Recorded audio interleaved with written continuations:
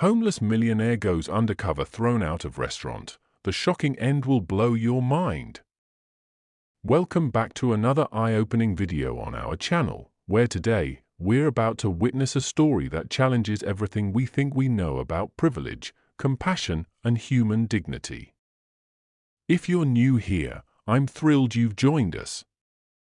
This story might just change how you see the world. Before we begin, take a moment to hit that subscribe button and ring the notification bell. Why? Because what you're about to witness isn't just another social experiment, it's a profound journey that sparked a revolution in one of London's most prestigious neighborhoods. Picture Alex Whitney, 35 years old, worth £50 million, living in a Canary Wharf penthouse. Now imagine him sleeping on cold concrete, being shoved out of a high-end restaurant, all while carrying a secret that would shake London's elite social circle to its core. Here's where I need your help. In the comments below, share which country you're watching from, and tell me, if you had millions in your bank account, would you have the courage to walk in a homeless person's shoes? Your answers might surprise you, just as this story surprised everyone involved. This isn't just about wealth versus poverty. It's about Paul Johnson, a restaurant manager whose actions would come back to haunt him in ways he never expected. It's about Margaret Davis, a waitress whose small act of kindness would transform her life forever. And it's about Jimmy Cooper, a man who lost everything but whose wisdom would help shape this incredible story. In the next hour, you'll witness a millionaire's complete transformation, a shocking confrontation that went viral, an unexpected purchase that changed countless lives, a revelation that left London's elite speechless. If you think you know where this story is heading, trust me, you don't. Every minute will keep you guessing, every turn will challenge your assumptions, and the ending, well, it's unlike anything we've shared before. Hit that like button if you believe in second chances, because by the end of this video, you'll see exactly why they matter. Stay with me through this entire journey, because what happened that rainy Tuesday morning in Mayfair would ripple through London's social fabric, transforming not just one restaurant, but an entire community's perspective on compassion and dignity. At 5:30 a.m., while London slept, Alex Whitney's day began in his Canary Wharf penthouse. Every morning, he gazed at the city below from his 45th floor vantage point, watching the first train snake through the city, carrying early workers to their jobs. This morning ritual reminded him of his journey, from coding in his tiny flat in Brixton to building Whitney Innovations into a £300 million tech empire. Whitney Innovations occupied 3 floors of a gleaming glass tower in the heart of London's financial district. The company's success stemmed from Alex's breakthrough app, ShareConnect, which revolutionized how small businesses handled their supply chains. But success came with its own peculiar isolation. "Mr. Whitney, your 9 a.m. with Singapore is ready," his assistant's voice echoed through his minimalist office. Alex straightened his £5,000 bespoke suit, a far cry from the second-hand clothes he wore during his startup days. The office walls displayed magazine covers featuring his success, 30 Under 30, Britain's Tech Revolutionary, the future of British innovation. Each day followed a carefully curated schedule. Board meetings blended into investor calls, product launches merged with charity galas. Alex moved through them all with practiced ease, but something felt hollow. His words about changing the world through technology rang emptier with each passing presentation. During lunch, always served in his private office, organic, perfectly portioned meals from London's top meal service, Alex watched people 20 stories below. Business professionals hurried past street vendors, tourists photographed historic buildings, and occasionally, homeless individuals sat quietly in doorways, invisible to the rushing crowds. The company's success brought wealth beyond imagination. His car collection included a Bentley Continental GT for workdays and an Aston Martin DB11 for weekends. His wardrobe held suits from Savile Row's finest tailors. Yet each morning, as he rode the private elevator to his office, Alex felt increasingly disconnected from the real world. His executive team treated his words like gospel. Junior employees nervously avoided eye contact in hallways. Even at company parties, conversations fell silent when he approached, resuming only after he passed. Success had built invisible walls around him. Another record quarter, Mr. Whitney, his CFO, announced during the afternoon meeting. The boardroom erupted in applause, faces beaming with rehearsed enthusiasm. Alex smiled politely, but inside, he wondered when he'd last had a genuine conversation that didn't revolve around profit margins or market expansion. As London's lights flickered on, Alex often remained in his office, alone with his thoughts. The cleaning staff worked quietly around him, careful not to disturb the tech mogul who seemed lost in contemplation. From his window, he could see his penthouse in the distance, another symbol of success that somehow felt more like a gilded cage than a home. Little did he know, his entire world was about to change. A simple scroll through social media would shatter his carefully constructed reality and force him to question everything he thought he knew about success, wealth, and human dignity. The blue light from Alex's phone illuminated his face as he scrolled through his social media feed. Another day of carefully curated posts, tech launches, startup successes, market predictions. But tonight was different. A video from the Royal Oak, one of London's most prestigious restaurants, caught his attention. The shaky footage showed a well-dressed couple berating a homeless man who'd wandered too close to their table on the restaurant's outdoor terrace. "This is a respectable establishment," the man sneered, waving over security. The homeless man, clutching a worn backpack, quietly explained he was just looking for somewhere warm to rest. Paul Johnson, the Royal Oak's manager, appeared in frame. "We have standards to maintain," he declared, directing security to remove the man. The video cut to the homeless man being pushed away, his dignity stripped bare under the restaurant's elegant lighting. The comment section erupted. "Typical snobs in Mayfair. That's just good business, can't have that sort around paying customers. This happens every day in London's posh areas." Alex's thumb hovered over the screen. The Royal Oak, he'd dined there just last week, hosting investors. Had he been that detached? Had he walked past similar scenes, too absorbed in his own world to notice? The algorithm served more videos, wealthy diners avoiding eye contact with rough sleepers, security guards moving people along, restaurant staff hosing down doorways to prevent people from sleeping there. Each clip peeled back another layer of a reality Alex had chosen to ignore. Memories flooded back. His mother, working 2 jobs to keep their flat in Brixton. The months they relied on food banks after his father left. The kindness of neighbors who looked out for the struggling single mother and her ambitious son. He'd promised himself he'd never forget those days, yet somehow, he had. A particular comment caught his eye, easy for the wealthy to judge. They should try living on the streets for a day, see how they cope. Alex put down his phone and walked to his floor-to-ceiling windows. The city sparkled below, a maze of lights and shadows.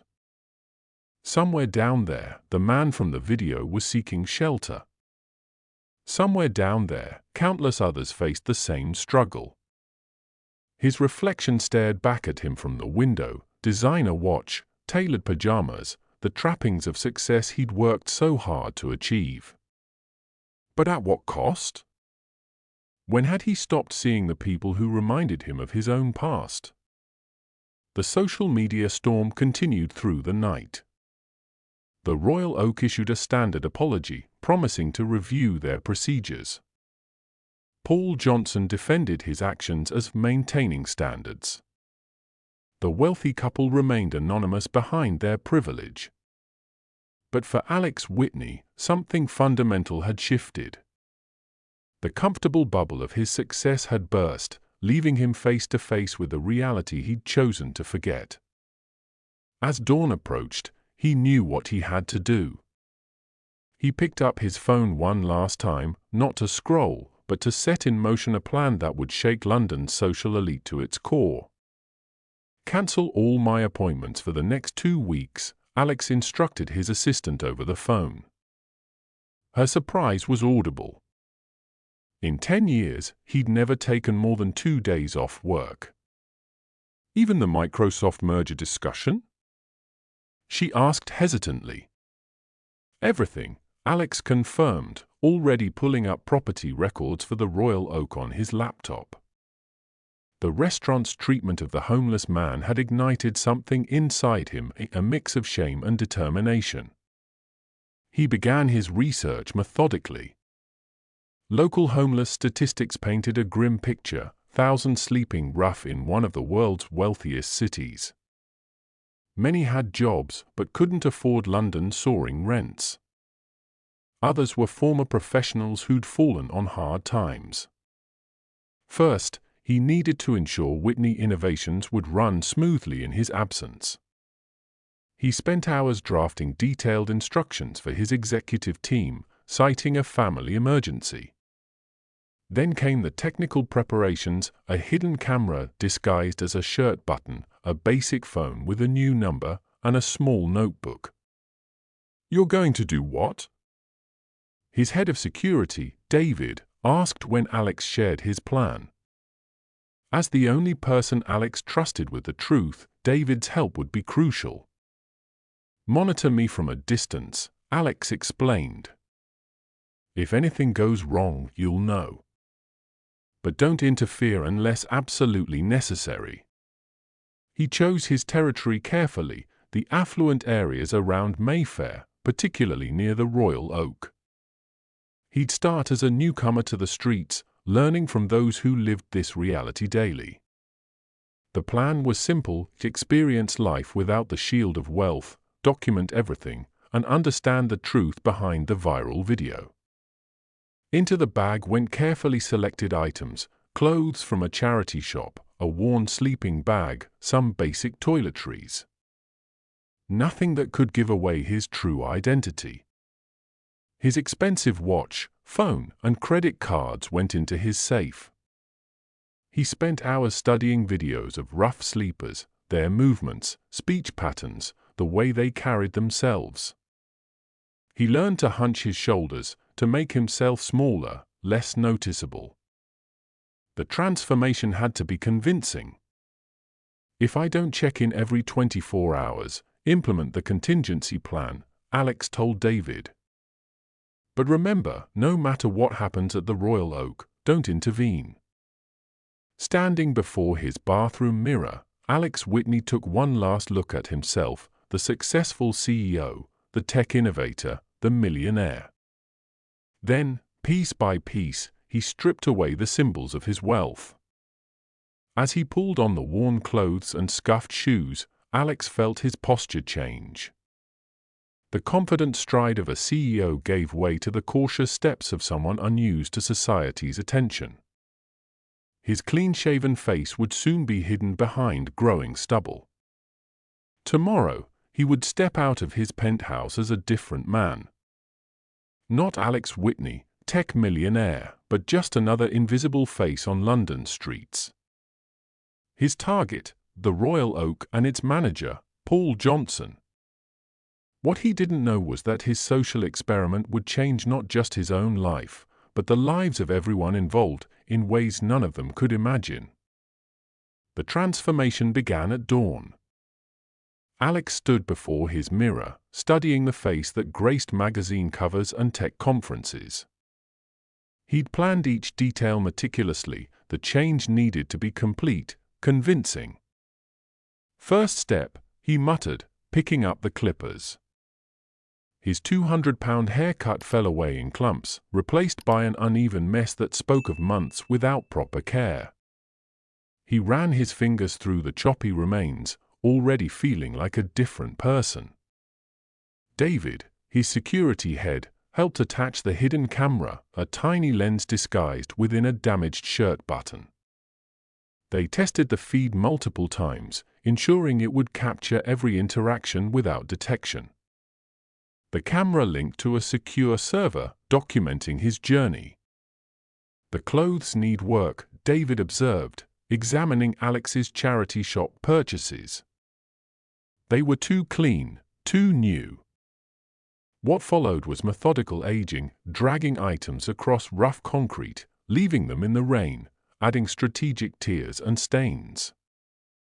Each garment needed to tell the story of months on the streets. Alex practiced his new walk in front of full-length mirrors.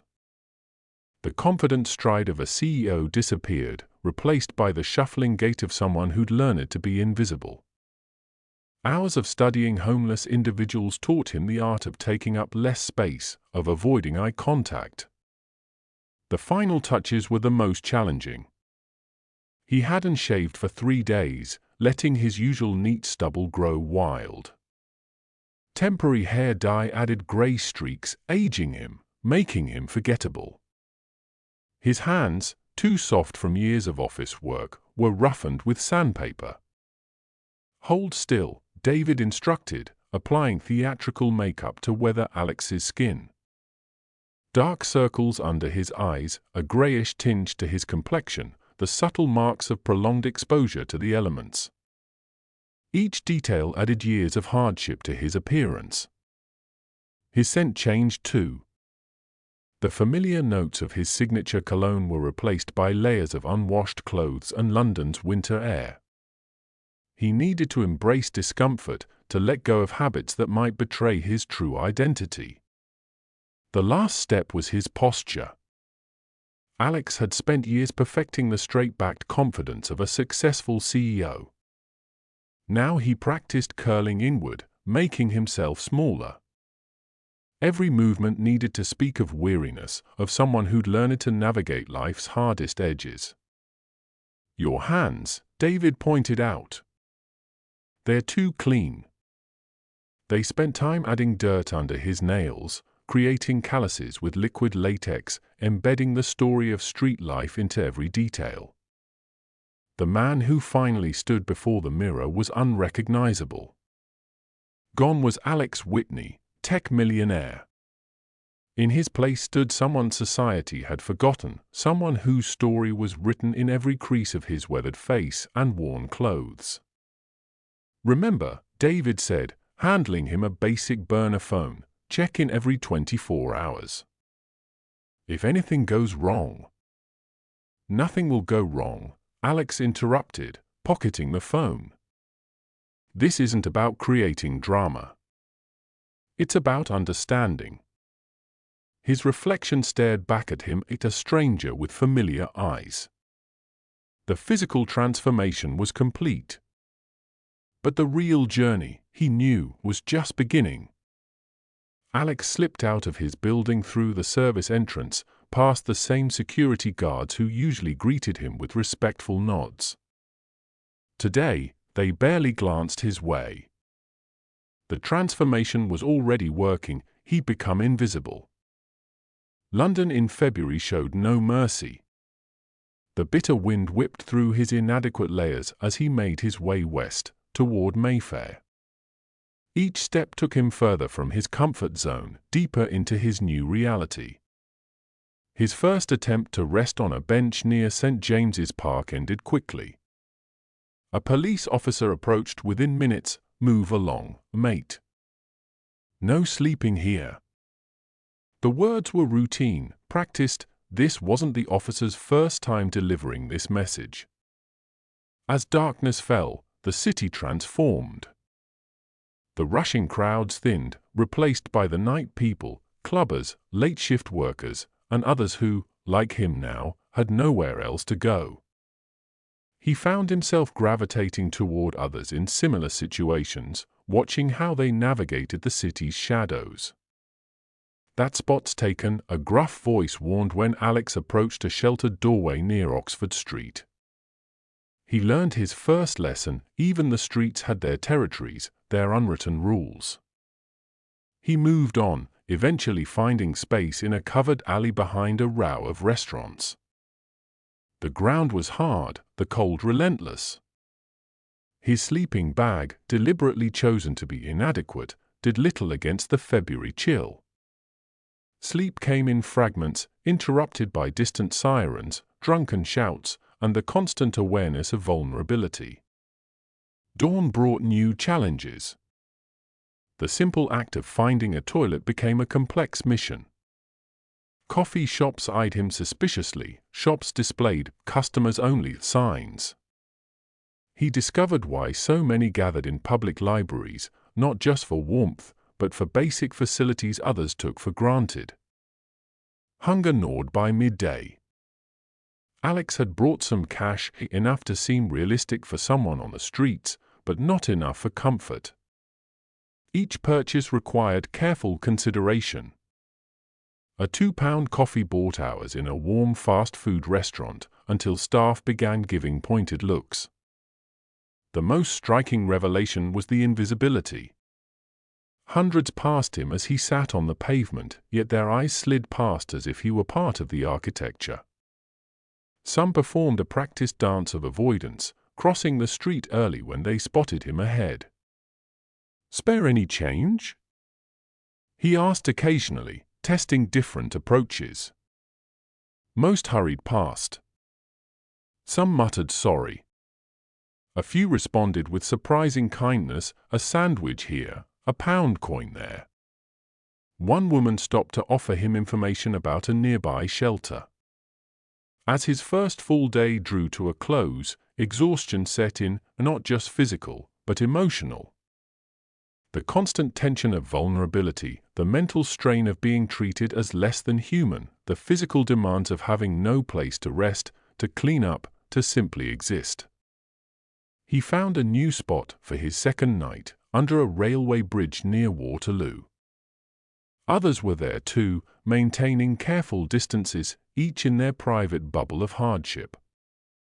As he lay down, a nearby church bell chimed 9 times. In his other life, he'd be reviewing reports in his penthouse right now. Sleep came easier this time, exhaustion overcame discomfort. But before drifting off, Alex realized this was just the beginning. The real test would come with his planned visit to the Royal Oak. First, though, he needed to learn more, to understand the unwritten rules of survival. Dawn broke over London's iconic square, the morning light catching the mist. Alex sat on the cold steps, watching early morning cleaners scrubbing the previous day's memories away. That's when he first noticed Jimmy Cooper. Unlike the others who seemed broken by circumstance, Jimmy moved with purpose. His military bearing remained evident despite his rough appearance. He was organizing a small group, directing them toward a church where breakfast was being served. "You're new," Jimmy stated, not asked, approaching Alex. His accent carried traces of Manchester, his eyes sharp and assessing. 3 days at most, I'd say. Still got that lost look about you." Alex nodded, maintaining his cover story. 2 days, he admitted. "Thought so.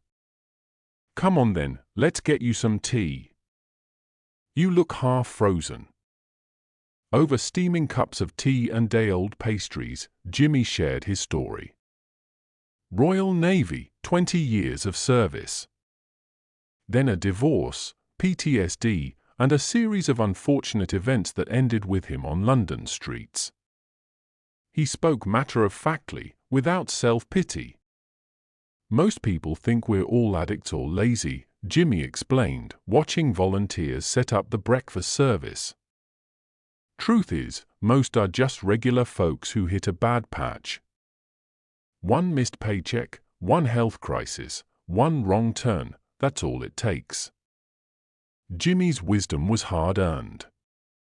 He explained the intricate geography of street survival, which shops would let you use their toilets, which coffee shops might offer yesterday's sandwiches, which streets to avoid after dark. "That's why I wondered about you," Jimmy said, studying Alex carefully. "You picked some odd spots these past nights. Dangerous ones. Lucky you didn't run into real trouble." As they walked, Jimmy pointed out the invisible infrastructure of street life. The hidden corners where people looked after each other, the unofficial communities that formed in forgotten spaces. "See that building?" Jimmy gestured toward the Royal Oak. "Best to stay clear. Some places, the folks in charge think being poor is a crime. They've got no idea how quick fortunes can change." Alex felt a surge of guilt about his deception, watching this proud man share his hard-earned knowledge. Jimmy's generosity to a stranger, despite having so little himself, was humbling. "Why help me?" Alex asked finally. Jimmy's answer was simple: "Someone helped me when I first landed here. Proper scared I was, fresh out of uniform, never thought I'd end up like this. Making things a bit easier for the next person, that's just what we do." As day turned to dusk, Jimmy showed Alex a safer spot to sleep, a hidden alcove near a church, sheltered from wind and watching eyes. "Not much, but better than where you were heading. Stay clear of the main streets tomorrow, there's some trouble brewing with new folks moving in." Before leaving, Jimmy passed Alex a carefully folded blanket from his own meager possessions. "Can't sleep if you're shaking from cold. Return it when you get sorted." That night, wrapped in Jimmy's blanket, Alex lay awake for hours. His hidden camera had captured everything: Jimmy's kindness, his dignity, his wisdom. The story was growing beyond the Royal Oak now. It was becoming something far more profound. Rain pelted the city streets as Alex huddled under a shop awning, his fourth day on London streets drawing to a close. The hidden camera captured a scene that would soon move thousands to action. An elderly woman stopped before him, opening her umbrella wider to shelter them both. "You look frozen, dear," she said, pulling out a wrapped sandwich and hot coffee from her shopping bag. "My Thomas was like you once, before we lost him. Nobody helped him then. I promised I'd do better by others." Friends, pause with me for a moment. What you've just witnessed isn't staged, it's one of countless acts of kindness happening daily on London streets. While some turn away, others choose to see the humanity in every face they meet. If this story has touched you so far, take a moment to join our community. Hit that subscribe button and leave a comment sharing a story of kindness you've witnessed in your own city. Your experiences might inspire others to open their hearts too. The elderly woman, Margaret, not to be confused with Margaret Davis from the Royal Oak, shared her story as Alex sipped the coffee. Her son Thomas had struggled after losing his job, eventually disappearing into London streets. Despite years of searching, she never found him. "Every face I see could be someone's Thomas," she explained, her voice steady despite the pain in her eyes. "Every person out here has a story that could break your heart, if only we'd stop to listen." As she spoke, the evening crowd rushed past, a river of umbrellas and purposeful strides. Some slowed, watching this simple interaction between a woman and a homeless man sharing coffee in the rain. Before leaving, Margaret pressed a card into Alex's hand, contact details for a local support center. "Promise me you'll try," she urged. "Everyone deserves a chance to find their way back." As she disappeared into the crowd, Alex noticed something else: several passers-by had stopped, watching. One man stepped forward, offering his own umbrella. Another reached for his wallet. The simple act of one person showing kindness had created a ripple effect. Like this video if you believe in the power of small acts of kindness. Share it with someone who needs reminding that compassion still exists in our world. Together, we can create a chain reaction of change, starting right here, right now. As night fell over London, Alex clutched the coffee cup, its warmth a reminder of Margaret's kindness. Tomorrow would bring his planned visit to the Royal Oak, but tonight had taught him something unexpected about the true meaning of wealth. At daybreak, Alex found himself among a gathering of London's forgotten faces. Each person had a story that challenged his preconceptions about life on the streets. There was Laura, a former accountant who lost everything to mounting medical bills. She maintained her professional demeanor, hair neatly tied back with a rubber band, marking homework assignments for the teenagers she tutored in the library. "Just because I'm homeless doesn't mean I stop contributing," she explained, grading papers with a stubby pencil. Peter, a carpenter rendered jobless by an accident, had created an informal network of support. He knew which skips contained discarded materials and spent his days crafting makeshift repairs for others' belongings, fixing broken zips, mending torn sleeping bags, reinforcing cardboard shelters. "We look after our own," Peter explained, skillfully repairing a broken trolley wheel for an elderly rough sleeper. "Out here, your reputation is everything. Be kind, be honest, never take what isn't yours." Alex learned the intricate ballet of street survival. The early morning rush to public toilets before tourists arrived. The careful timing of visits to different cafes, knowing which managers were kind and which would call security. The art of staying warm in a city that seemed designed to prevent it. In the public library, he met Daniel, a former English teacher who now spent his days helping others write letters to councils and benefits offices. "Bureaucracy doesn't stop when you lose your home," Daniel said, carefully printing an appeal letter. "Sometimes it gets worse. One mistake on a form can mean another night outside." A street performer named Claire shared her pitch with Alex for an hour, explaining the unwritten rules of survival. "See that coffee shop? They'll let you use their loo if you time it right. The manager pretends not to notice. Small kindnesses keep us going."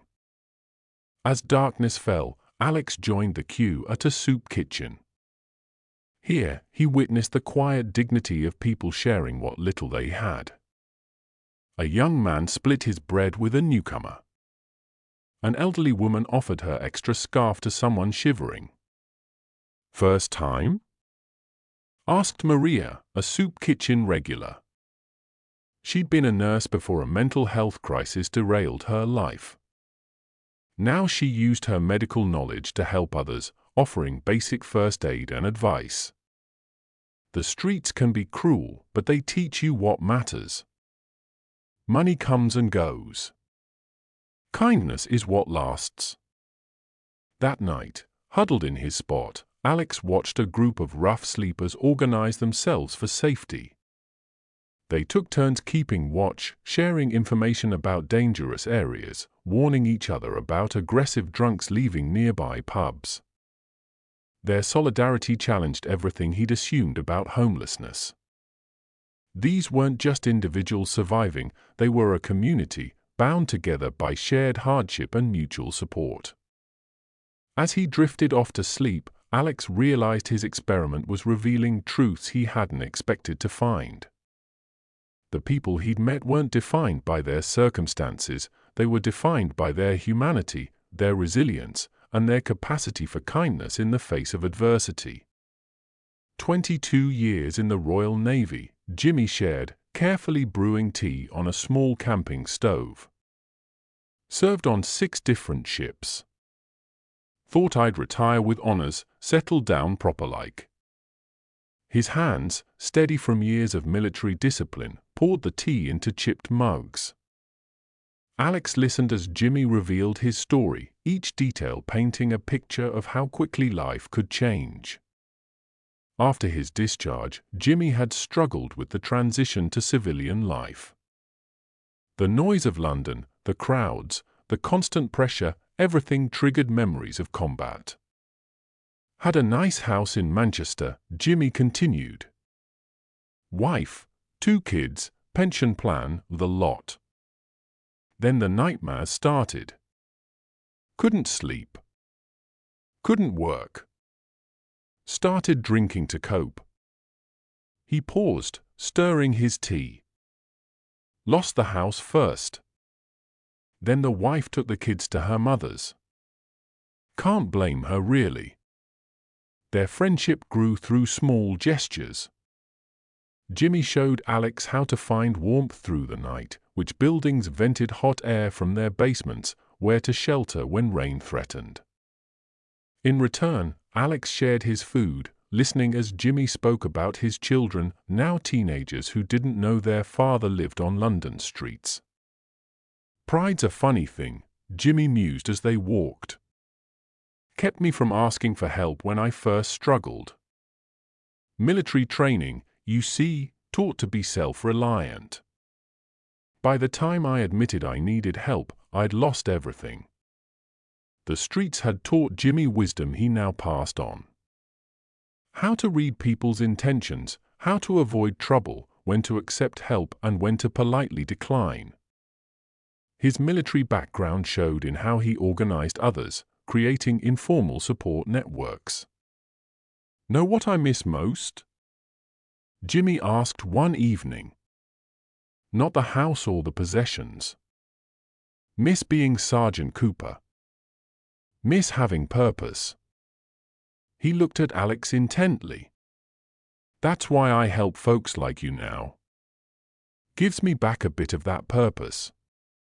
Their conversations ranged from Jimmy's naval adventures to philosophy about life's unpredictability.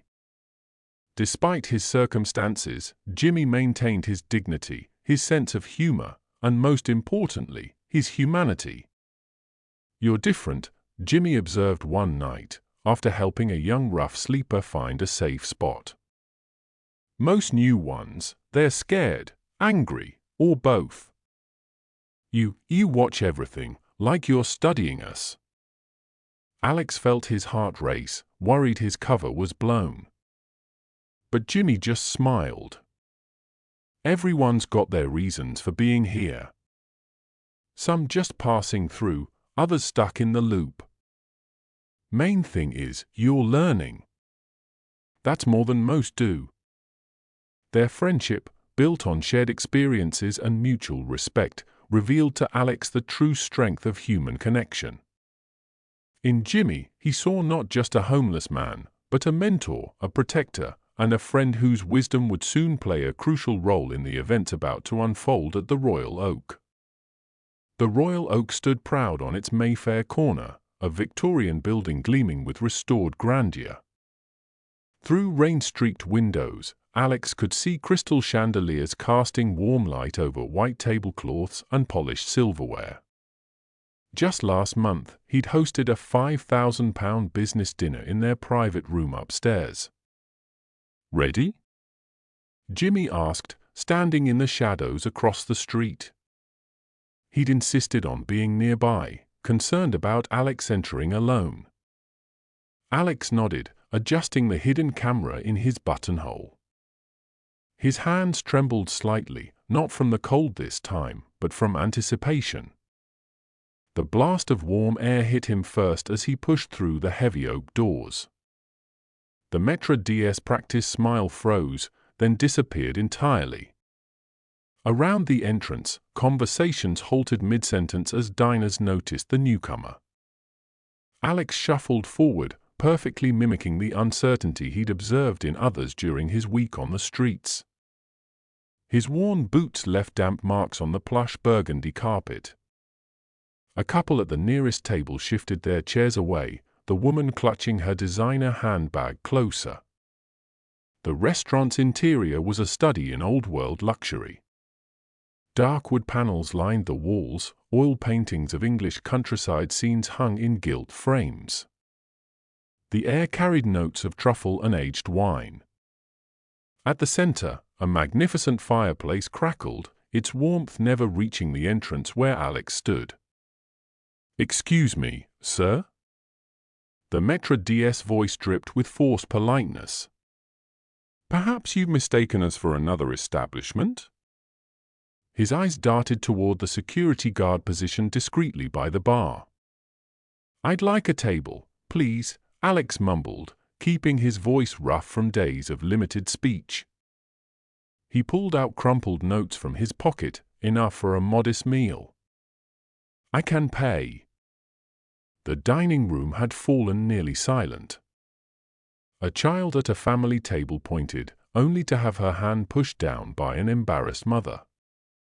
Business executives in tailored suits suddenly found their phones fascinating.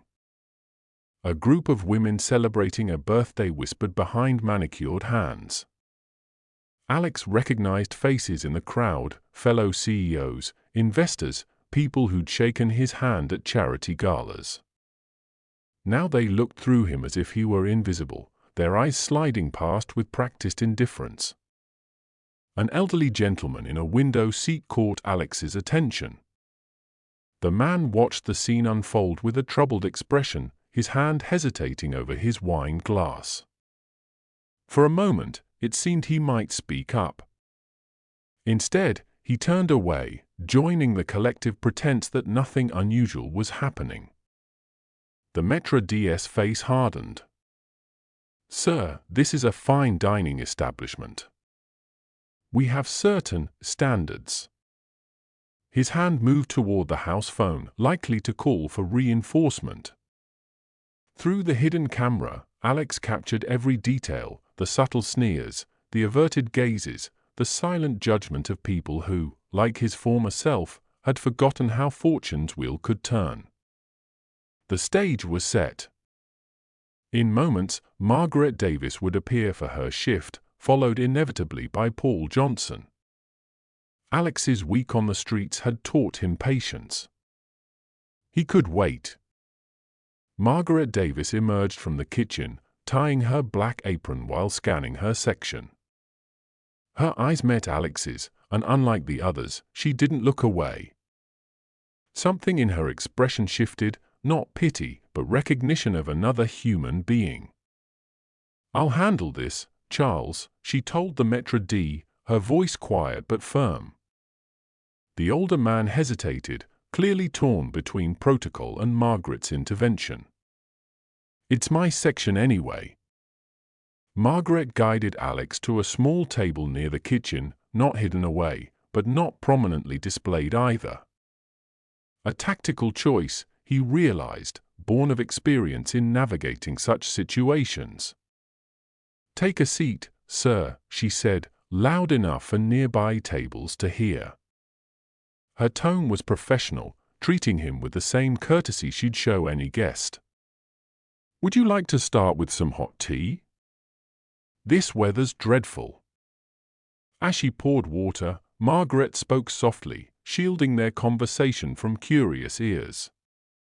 "Kitchen closes in an hour. Order what you need, but please eat quickly. Mr. Johnson returns from his break soon." Her words carried genuine concern, not condescension. Alex noticed small details about Margaret, the slight tremor in her hand suggesting exhaustion, the worn soles of her service shoes, the wedding ring that seemed too tight, speaking of years of wear. "The soup is good tonight," she suggested, placing a menu before him. "Filling too." Her eyes darted to his worn clothes, making calculations. "And we've got fresh bread." When Alex pulled out his crumpled notes, Margaret pretended to drop her notepad, giving him time to arrange them with dignity. This small gesture of understanding moved him deeply. Through the kitchen swing doors, Alex caught glimpses of other staff watching. A young dishwasher gave an encouraging nod. The soup chef ladled an extra-large portion when Margaret placed his order. My brother, Margaret shared quietly while arranging his cutlery. He lived rough for a while after his accident. Nobody hired him, nobody helped. Makes you see things differently, you know? Nearby diners still stared, but Margaret's professional treatment of Alex had changed the atmosphere slightly. A few looked embarrassed by their initial reactions. One woman whispered something to her husband, who nodded and called Margaret over, quietly asking to pay for Alex's meal. "People can surprise you," Margaret said, returning with his soup. "Sometimes in good ways, sometimes." She glanced toward the office where Paul Johnson would soon appear. "Just eat what you can, sir. I know that not everyone." The office door opened. Margaret straightened, her face professional once more. "Enjoy your soup, sir," she said at normal volume. "I'll check on you shortly." As she turned away, Alex caught her last whispered warning: "If Mr. Johnson asks you to leave, please don't argue. Some battles you can't win. Not here, not tonight." But Margaret didn't know about the hidden camera. She didn't know that tonight's battle was already being documented, every interaction recorded, every slight and kindness preserved. Paul Johnson emerged from his office, surveying his domain. His eyes locked onto Alex's table, his expression darkening. Margaret busied herself with other tables, but her tension was visible.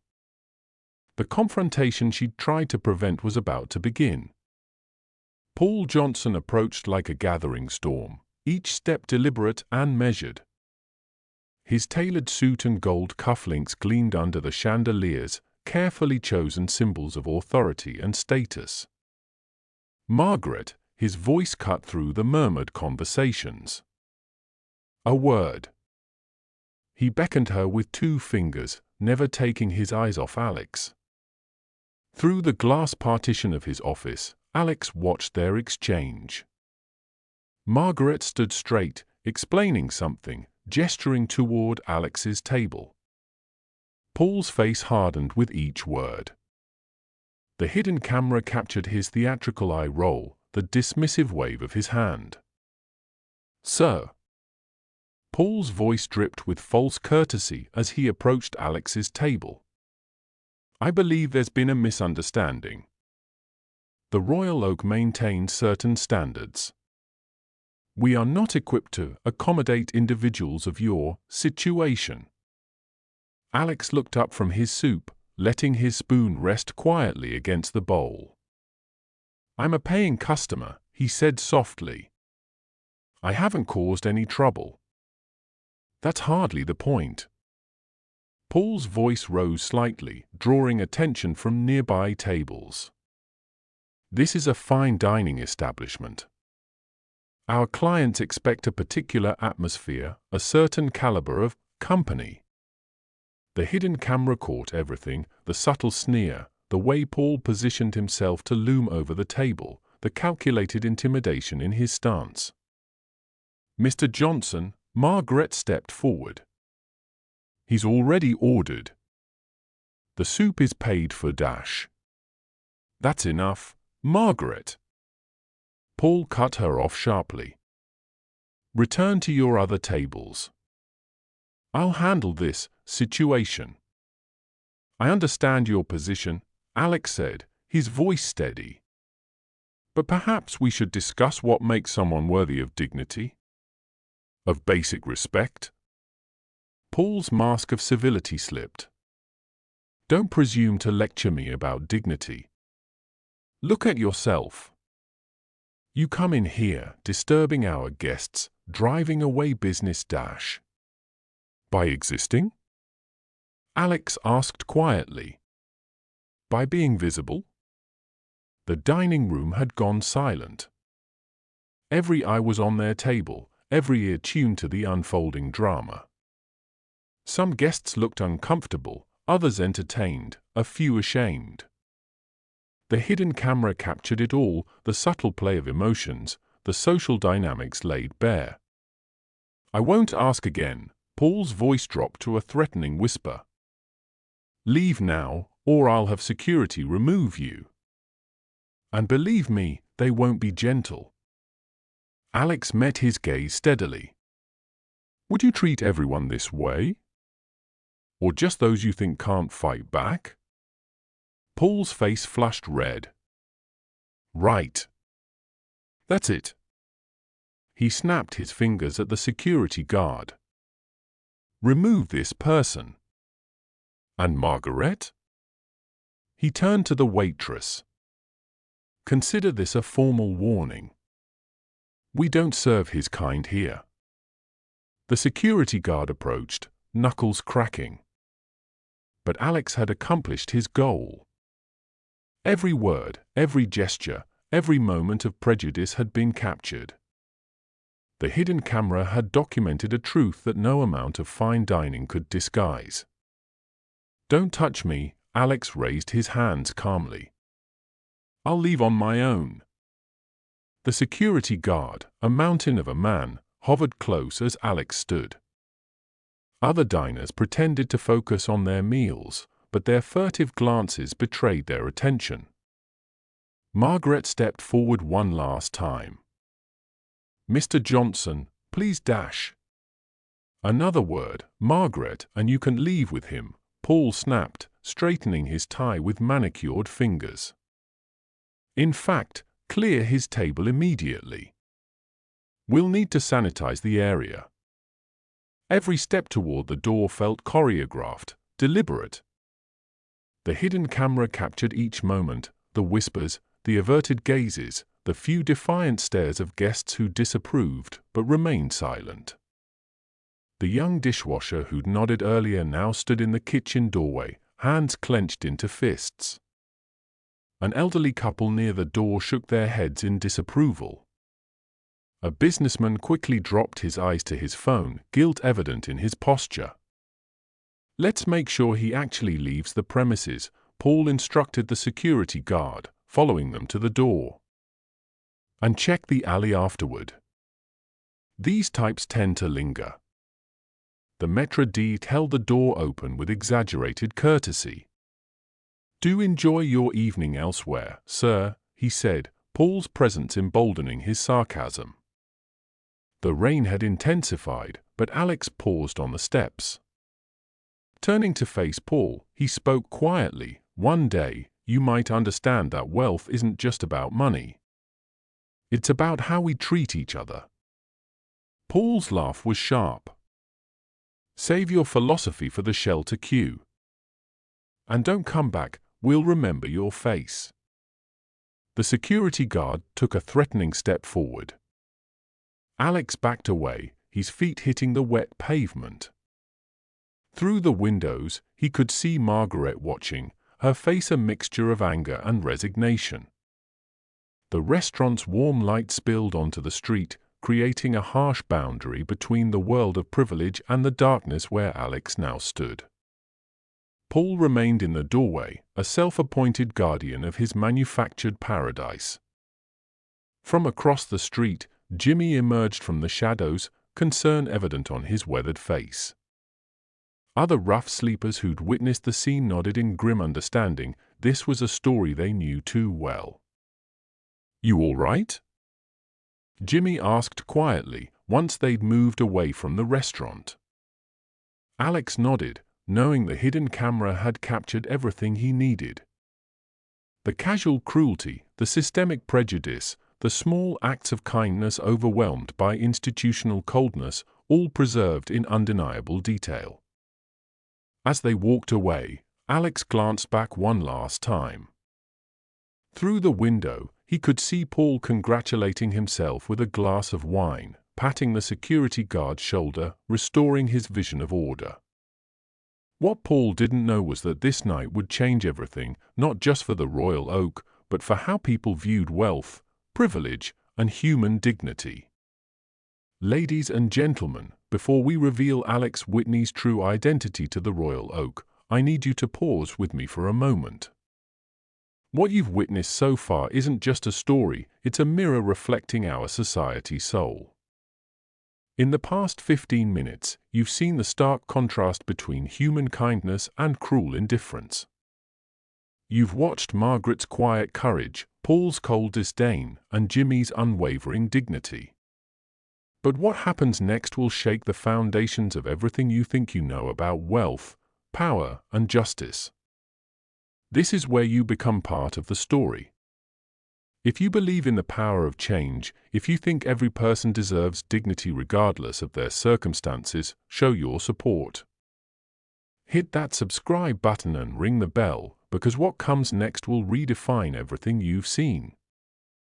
Right now, in the comments below, share your thoughts. What would you do if you had the power to change someone's perspective? How would you handle this situation?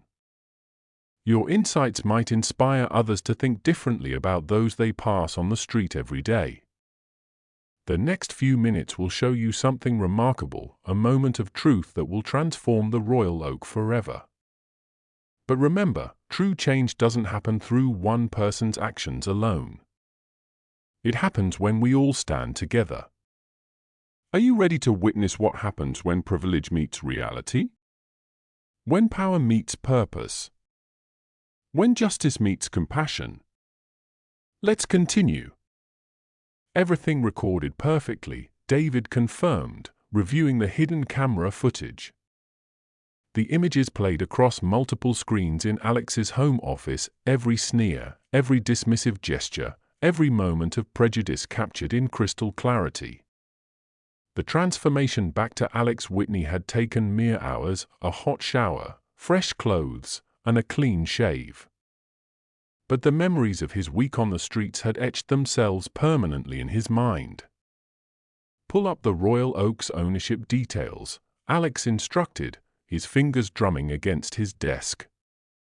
The restaurant's financial records appeared on screen, impressive revenue, prestigious location, and most importantly, a board of directors open to the right offer.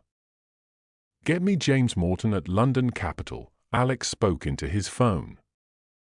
"Yes, I know it's late. Tell him it's about the Royal Oak acquisition." He paused, watching Paul Johnson's face frozen on screen, caught mid-sneer. "Tell him it's urgent."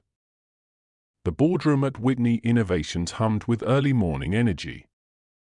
Legal teams shuffled papers, financial advisors presented projections, and Alex, now impeccably dressed, laid out his vision.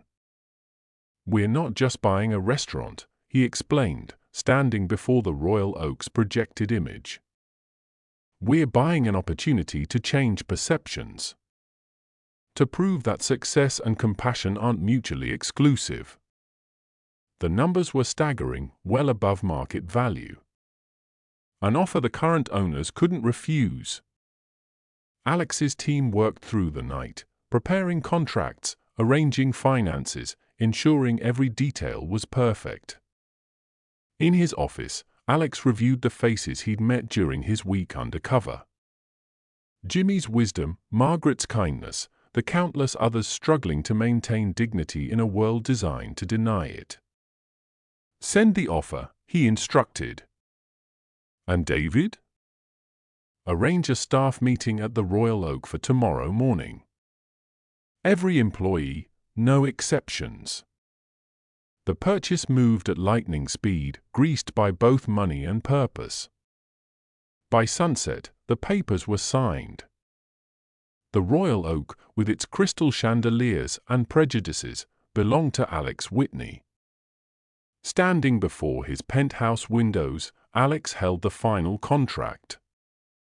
Below, the city lights twinkled, and somewhere out there, Paul Johnson was finishing another shift, unaware that tomorrow would change everything. "Jimmy was right," Alex murmured, remembering their conversations. "Sometimes you need to lose everything to see what really matters."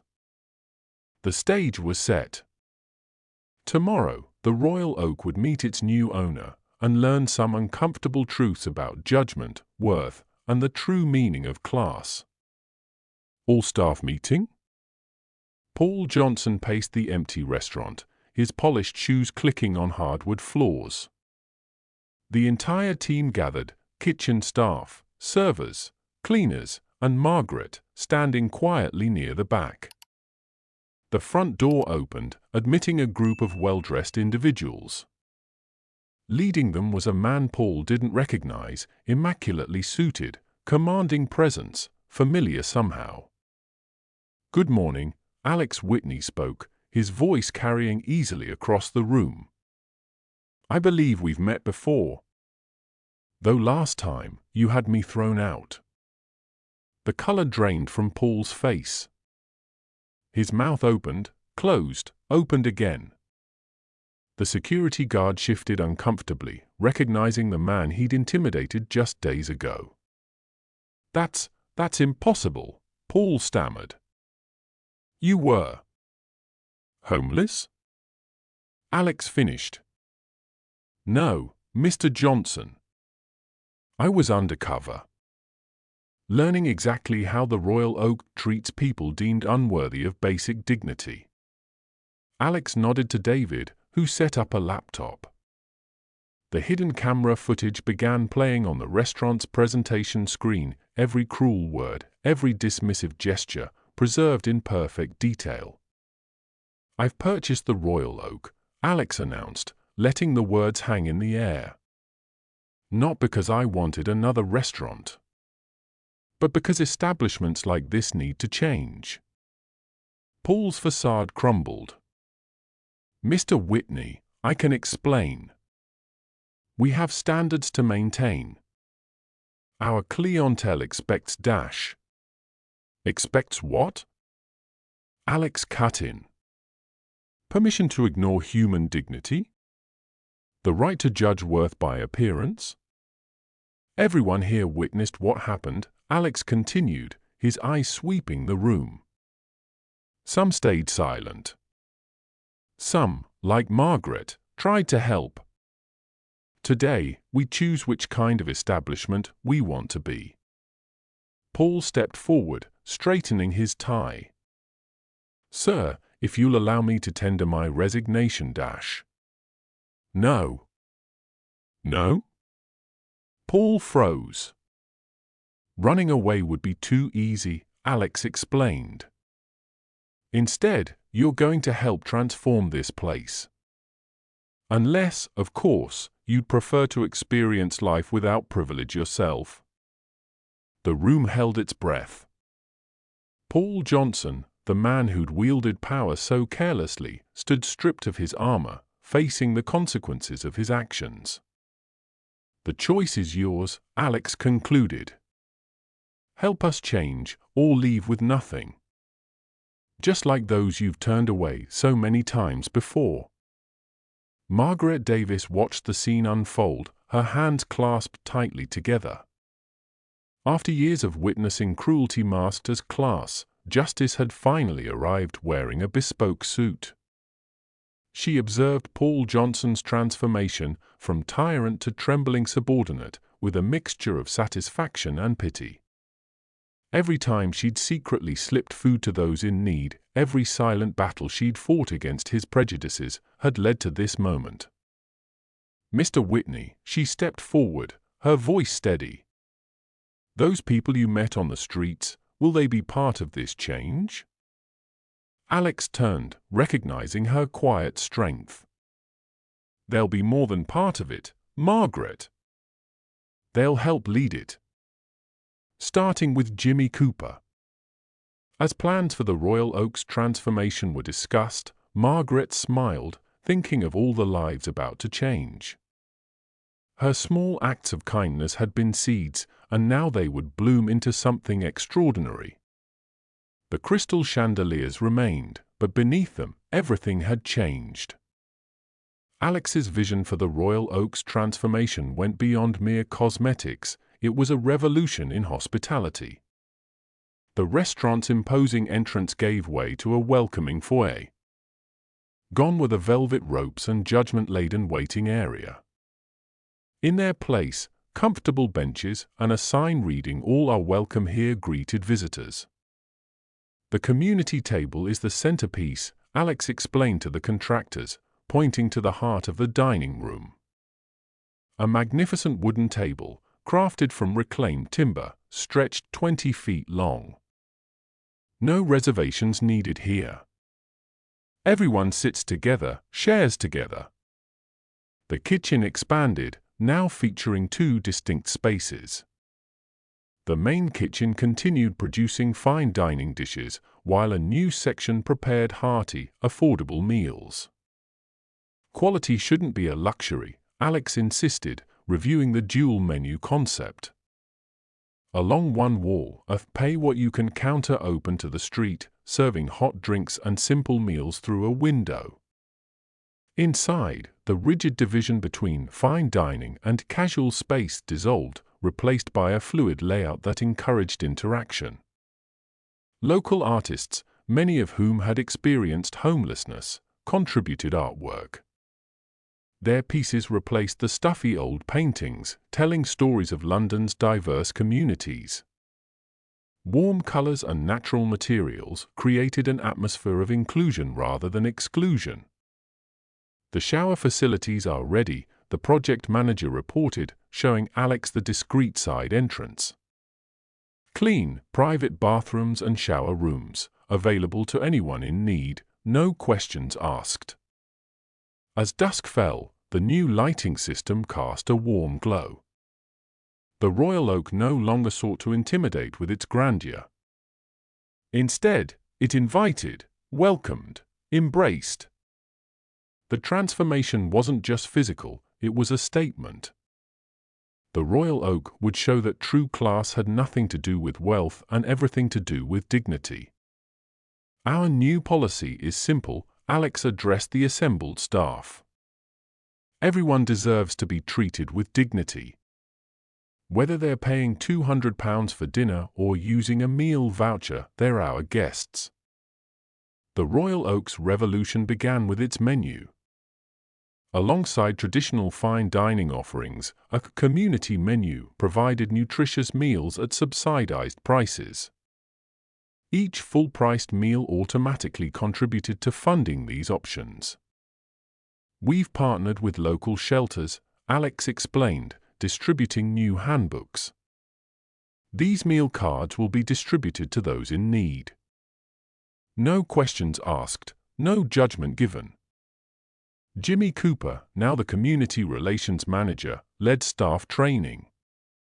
Remember how it feels to be invisible, he shared, drawing from experience. A smile, a kind word, these cost nothing but mean everything. No dress code enforcement. Pay what you can options available for all menu items. Community table always accessible. Free hot drinks and bathroom facilities 24/7.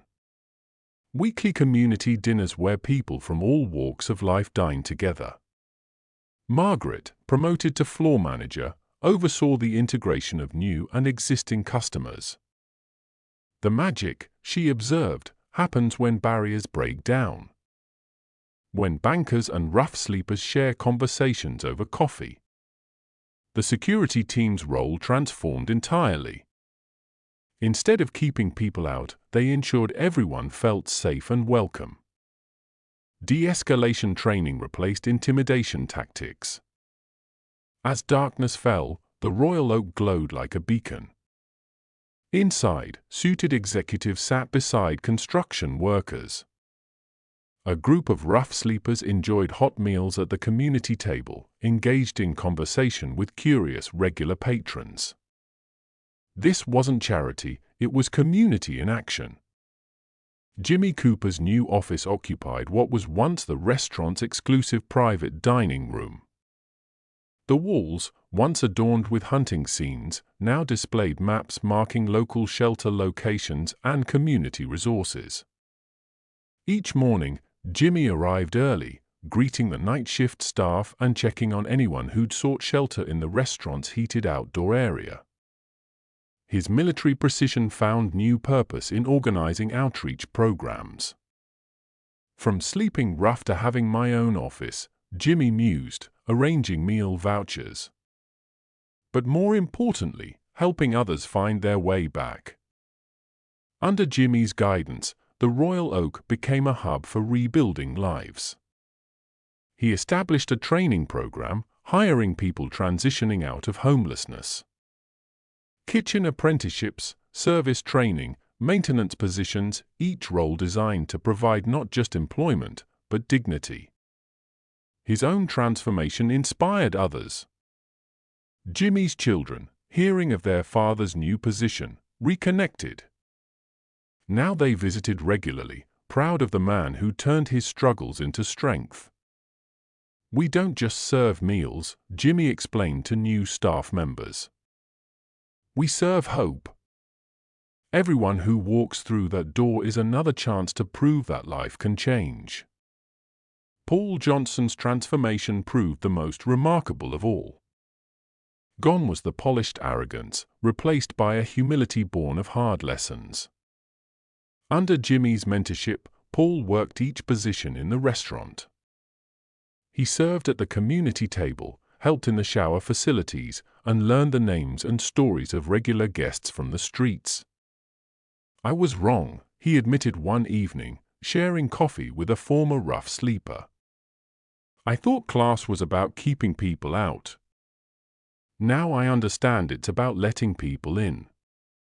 The moment that marked his true change came unexpectedly. A well-dressed customer complained about sitting near the community table. Paul's response surprised everyone. "Sir," he said firmly, "the Royal Oak values all our guests equally. If that makes you uncomfortable, perhaps we're not the right establishment for you." Margaret, watching from across the room, saw the genuine change in the man who'd once threatened her job for showing kindness. Sometimes, she reflected, people just need a chance to be better. What began as one restaurant's transformation sparked a revolution across London. The morning rush at the Royal Oak now featured business executives having coffee alongside construction workers, while community leaders met with former rough sleepers to discuss neighborhood initiatives. Local news crews regularly filmed outside, capturing the unprecedented sight of Mayfair's first truly inclusive establishment. "Restaurant breaks class barriers" headlines spread across social media, accompanied by images of diverse groups sharing meals at the community table. The cafe next door removed its "No Loitering" signs. The boutique across the street started a job training program. Even the private members club down the street opened its kitchens once a week for community meals. "It's changed the whole atmosphere," remarked a longtime Mayfair resident. "We used to walk past people, pretending not to see them. Now we know their names, their stories. The Royal Oak showed us we're all just people." Surprisingly, the restaurant's profits increased. Wealthy patrons didn't stay away as some had predicted, they came in greater numbers, drawn by the authentic atmosphere and chance to be part of meaningful change. "We've got a 6-week waiting list for our fine dining section," Margaret noted. "But anyone can walk in and eat at the community table anytime. That's the beauty of it." Every Sunday, the Royal Oak hosted a special dinner where success stories returned to share their journeys. The community table, stretched to its full length, became a testament to transformation. Laura, the former accountant from the streets, now managed the Royal Oak's books while running a free financial literacy program. Her students included both rough sleepers and wealthy clients, breaking down barriers through shared learning. Peter, the carpenter who once fixed belongings in alleyways, headed the restaurant's maintenance team. His workshop in the converted storage room became a training space where he taught valuable trade skills to others seeking a fresh start. The kitchen staff grew to include 15 former rough sleepers, trained under the restaurant's apprenticeship program. Among them, a former banker who'd lost everything now worked alongside a young chef who'd never had anything, both finding new purpose in creating meals that brought people together. Jimmy Cooper's influence extended far beyond the Royal Oak. His outreach program connected with every shelter in London, creating a network of support and opportunity. His own children now worked weekends at the restaurant, proud to be part of their father's legacy. The true measure of change, Alex observed during one community dinner, isn't in numbers or profits. It's in moments like these. He gestured to a table where a CEO was deep in conversation with a former rough sleeper about starting a small business.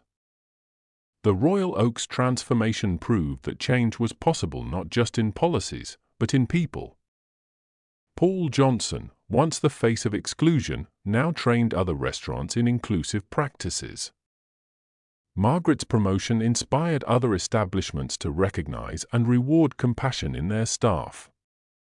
Small victories accumulated daily, a rough sleeper getting their first shower in weeks, a lonely regular finding friendship at the community table, a wealthy patron learning humility from those they once ignored. Each moment built upon the last, creating an unstoppable momentum of positive change. The Royal Oak's transformation sparked a movement across London. What began as one restaurant's experiment in compassion evolved into a blueprint for change.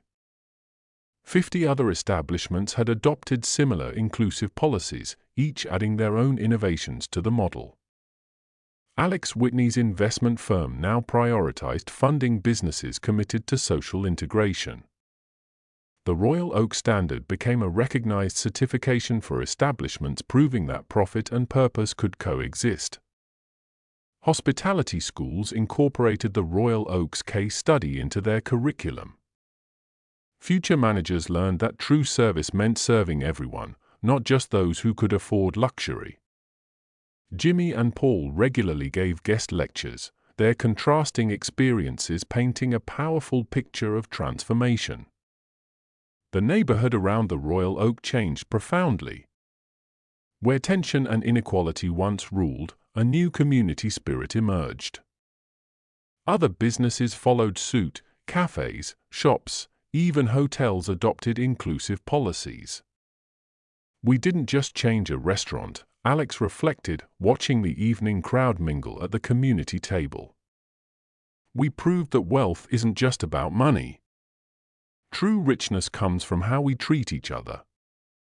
The Royal Oak stood as a testament to possibility, proof that one person's decision to understand another's perspective could spark a revolution of compassion. Its legacy lived not just in policies or programs, but in countless lives touched, perspectives changed, and barriers broken. As night fell over Mayfair, the Royal Oak's light still glowed warmly, welcoming all who entered. Inside, the community table remained full, a constant reminder that when we choose to see each other's humanity, remarkable things happen. And there you have it, friends, the extraordinary story of the Royal Oak's transformation. But this isn't just a story to watch and forget. It's a call to action. If this journey has moved you, if it's made you think differently about wealth, dignity, and human connection, take action right now. Hit that subscribe button and join our community of changemakers. Share this video with someone who needs to see it. Leave a comment telling us about a moment when someone's kindness changed your perspective, or tag a local business that deserves recognition for their inclusive practices. Remember, transformation starts with small actions. Whether you're watching from London or halfway across the world, you have the power to make a difference in your community. Thank you for being part of this story. Together, we can create more Royal Oaks around the world.